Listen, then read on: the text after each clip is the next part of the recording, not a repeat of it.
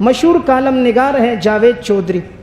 Column in کے جنگ اخبار میں چھپتے تھے، ایکسپریس میں بھی ان کے کالم آتے ہیں. انہوں ایک واقعہ انہوں نے ذکر کیا تھا جسے ڈاکٹر عبدالغنی فاروق نے مکافات عمل میں لکھا. یہ کہتے ہیں میں ایک شخص کو جانتا تھا جو میرے دوست کا والد تھا، بیماری میں مبتلا تھا، کئی عرصے سے بیمار تھا اور اس کی بیماری اتنی بڑھ گئی کہ اس کا جگر بالکل سکڑ گیا تھا. صرف 10 سے 15% اس کا جگر کام کرتا تھا. معدے نے کام کرنا چھوڑ دیا تھا. یہ پانی پیتا تو پیٹ میں پانی جمع ہو جاتا. ہر ہفتے کے بعد 4-5 بوتلیں اس کے پیٹ سے پانی نکالا جاتا تھا. اس کی غذا کیا تھی؟ آدھا گلاس جوس یا آدھا گلاس پانی، اس کے علاوہ کچھ نہیں کھا سکتا تھا. کروٹ بدلنا اس کے لیے مشکل تھی اور اس کو خادم بیت الخلا لے کر جاتے تھے. بغیر سہارے کے یہ اٹھ نہیں سکتا تھا. لیکن کہتے ہیں 3 سال کے بعد میرا وہاں جانا ہوا. میں نے کہا چلو انہیں دوبارہ دیکھ لیتا ہوں، بیمار ہیں، عیادت کرتا ہوں. کہتے ہیں جب گھر میں پہنچا ان کے تو عجیب بات میں نے کیا دیکھی کہ وہی شخص جو اتنا بیمار کروٹیں نہیں بدل سکتا تھا، ہاتھ میں لاٹھی لی ہوئی ہے، سینہ تان کر اپنے پورے گھر کے سامنے والے لان میں چکر لگا رہا ہے اور تیز تیز چل رہا ہے. پیشانی پر اس کے پسینہ آیا ہوا ہے. کہتے میں نے اپنی آنکھوں کو ملا، مجھ سے غلطی تو نہیں ہو رہی، لیکن دیکھا تو وہی. میں نے آواز دی اللہ نے آپ کو کیسے صحت دے دی؟ آپ تو کروٹ نہیں بدل سکتے تھے. انہوں نے کہا ٹھہرو مجھے 10 چکر پورے کرنے دو.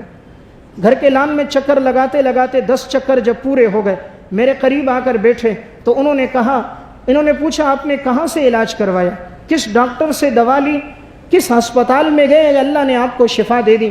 کہا میں نے وہ دوا استعمال کی ہے. اگر وہ دوا سب استعمال کریں آج کے بعد ہسپتالوں کو تالے لگ جائیں گے، لوگ ڈاکٹروں، حکیموں، طبیبوں کے پاس نہیں جائیں گے، اللہ رب العزت کی طرف سے شفا ملے گی، ایسی دوا ہے. پوچھا کون سی دوا استعمال کی؟ انہوں نے واقعہ سنایا.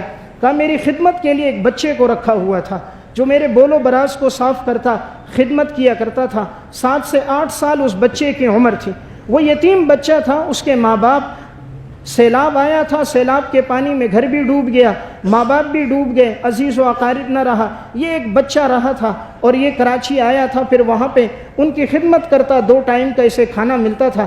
یہ کہتے ہیں ایک دن میں نے اس یتیم بچے سے پوچھا تھا بیٹا کیا تم چاہتے ہو علم حاصل کروں؟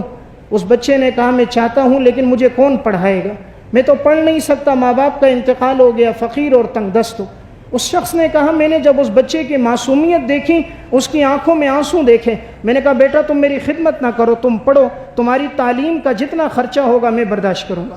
کہتے میں نے اپنے مینیجر کو بلایا اور اس سے کہا اس کو اچھے اسکول میں تعلیم دو، دنیا کی بھی تعلیم دو، دین کی بھی دو، جتنا خرچہ ہوگا مجھ سے لو. کہا جیسے اس بچے کو تعلیم پہ لگایا، ہر اگلے دن مجھے صحت نظر آتی گئی.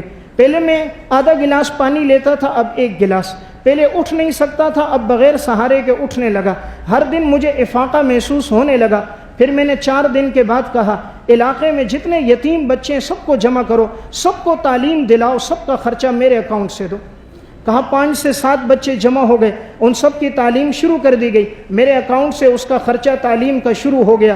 کہا 7 بچوں کی تعلیم شروع ہوئی، 3 ہفتے نہیں گزرے تھے، آج میں ایسا صحت مند ہو گیا ہوں، بغیر سہارے کے اٹھتا ہوں، بغیر سہارے کے بیت الخلا جا رہا ہوں. اور وہ چکر لگا رہے تھے.